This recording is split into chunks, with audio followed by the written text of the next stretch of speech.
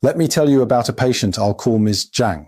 She had just completed 8 grueling months of treatment for stage 2 breast cancer. On paper, it was a triumph. The scans were clear. Her tumor markers were 0. Her family was opening champagne. But when she walked into my clinic, she wasn't celebrating. She sat down, put her hand over her chest, and burst into tears. Her heart was beating so fast you could see her collarbone trembling. She looked up at me and asked one terrifying question. "Doctor, is the cancer coming back?" I took her wrist, felt her pulse, and gave her an answer she completely didn't expect. And if you or someone you love have been through cancer treatment, what I told her next might change everything for you too. Stick with me. Welcome back. I'm Dr. Yao. What happened to Ms. Zhang is something I see in my clinic week after week. Cancer survivors fight through chemotherapy, fight through radiation, defeat the tumor, and then spend every waking moment terrified, watching for recurrence. And while all their energy is hyper-focused on keeping the cancer away, they completely miss a quiet, invisible bystander that got caught in the crossfire, their heart. Maybe you know this feeling. Sudden, alarming flutterings in your chest out of nowhere. A tight, heavy feeling in your chest when you try to relax. Waking up at 2 a.m. with a racing pulse, wired but exhausted. Getting winded just walking up a single flight of stairs. You go to a cardiologist, run an EKG or echocardiogram, and they tell you your structural markers are fine. Yet your body is screaming that something is terribly wrong.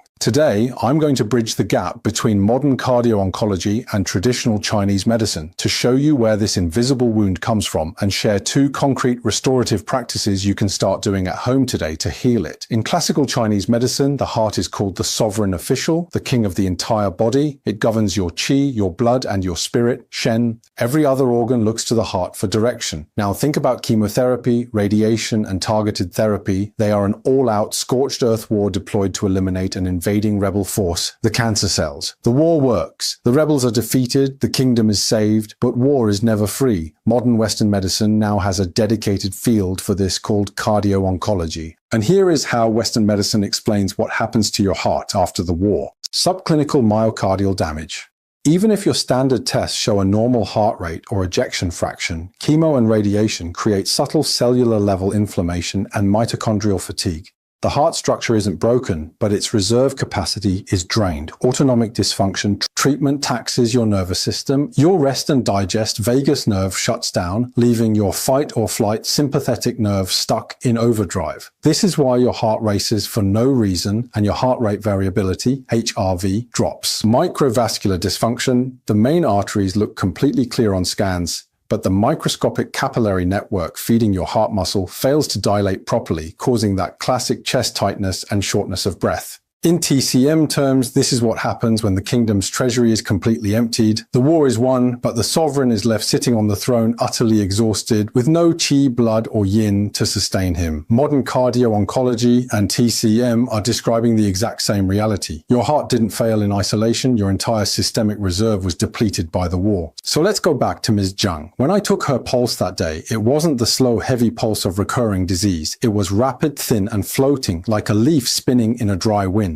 I told her, "Ms. Zhang, the cancer isn't coming back, but the fire of treatment cleared the weeds by drying out all the moisture in your soil. Think of your heart like this plant. Chemo and radiation act like intense internal heat. They scorch the garden to destroy the invasive weed. But in doing so, they evaporated all the deep, cooling moisture, what TCM calls yin, and what modern medicine sees as vascular, endothelial moisture and autonomic balance. When soil is rich and moist, a plant sits deep, quiet, and stable. But when the dirt becomes bone dry and cracked, even the gentlest breeze makes the plant tremble and sway. That trembling plant, that is your racing heart. That is the 3 a.m. insomnia. That is the wired but exhausted feeling driven by chronic anxiety and stress, what we call cancer-related fatigue. Your heart isn't broken. It's running without fuel and moisture. It doesn't need another attack. It needs gentle rain brought back to the soil. If you're watching this right now and recognizing that feeling, drop a short comment below. Tell me how long it's been since your treatment. I read these comments personally, and it helps me build future guides directly for what you're going through. Defeating cancer is your offensive strategy. It's critical and it saves lives. But nourishing your heart afterward, that's your defensive strategy. And you need both to win the long game of true recovery. So let's get practical. Here are 2 daily practices I recommend to my post-treatment patients. First, acupressure on the Neiguan point, pericardium 6. Think of this as your heart's natural pressure relief valve. Do this with me right now. Extend your non-dominant hand, palm facing up toward the ceiling. Take the 3 middle fingers of your other hand and place them flat across your wrist crease. Right at the edge of that third finger, dead center between the 2 thick tendons in your forearm, that is Neiguan. Press in with your thumb until you feel a dull, heavy ache or a subtle tingling sensation. Massage in small, steady circles for 3 to 5 minutes while taking slow, deep belly breaths. In classical TCM, the pericardium is the outer bodyguard protecting the king's inner chamber. Modern clinical studies show stimulating this point helps tone the vagus nerve, calming the sympathetic nervous system. When you feel a sudden wave of palpitations, tight chest, or nighttime anxiety, stop, sit down, and press this point. It's free, it works fast, and you can do it anywhere. Second, a daily restorative tea that comes from one of the most famous emergency formulas in Chinese medical history, Shengmai San. Let me tell you a quick story about where this formula comes from. Back in the 13th century, during a time of intense war and scorching summer heat, a legendary physician named Li Dongyuan noticed that soldiers and civilians were collapsing from extreme dehydration and exhaustion. Their pulse would become so faint you could barely feel it, a state of life-threatening collapse. He created a simple 3-herb formula to save them and called it Shengmai San, which literally translates to the powder that restores the fading pulse. Today, we use a mild, customized version of this 800-year-old formula for post-cancer recovery. Because chemo and radiation act just like that intense medieval heat, they evaporate your vital fluids and leave your heart running on empty. Here are the 3 ingredients: Ophiopogon root, Maidong, 3 grams, the moisture builder. It directly nourishes heart yin. Think of it as gentle rain soaking into your dry soil. Shisandra berry, wu wei zi, 2 grams, a sour berry that acts like a seal. It stops the ongoing leakage of energy and fluids, so your heart can finally rest. Lily bulb by Her, 5 grams, a soothing herb that clears lingering low-grade internal heat, the specific culprit behind that wired but tired insomnia. Steep these 3 herbs in hot water for 15 minutes and sip it throughout the day. Notice the brilliant 800-year-old strategy here. 1 herb adds energy, 1 adds moisture, and 1 seals the leak. It's mild on the digestive system, which matters because a lot of cancer recovery patients have sensitive stomachs from treatment. This is built specifically for the post-treatment recovery phase, slowly replenishing what the war depleted.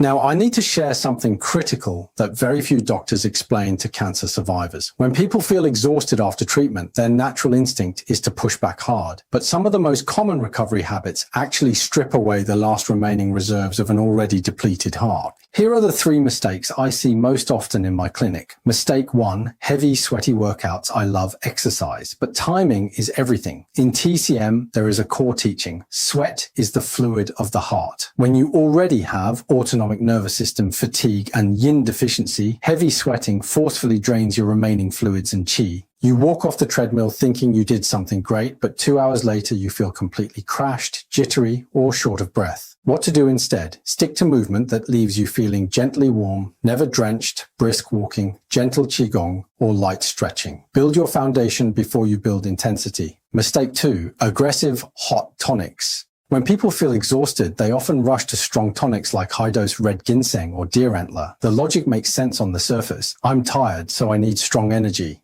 But remember our plant metaphor? Your soil is dry and smoldering. Introducing intense warming tonics to a yin-deficient body is like throwing gasoline on smoldering embers. It triggers internal fire, resulting in worse palpitations, mouth sores, high blood pressure spikes, and severe insomnia. Always rehydrate the soil with yin-nourishing herbs first before introducing strong warming tonics. Mistake 3, living in chronic emotional hypervigilance. This is the hardest one, but it is the most important.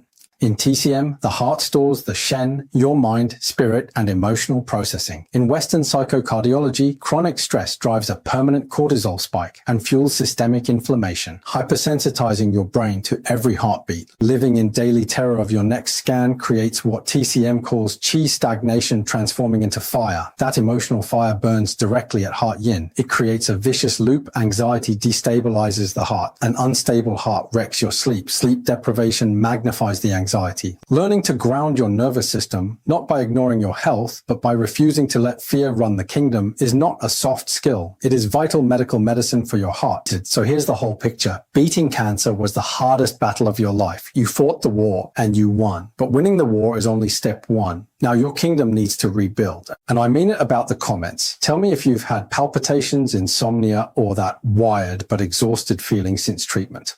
I read them and it shapes what I make next. If this helped, share it with someone still in recovery. They probably don't know any of this yet. I'll see you in the next one.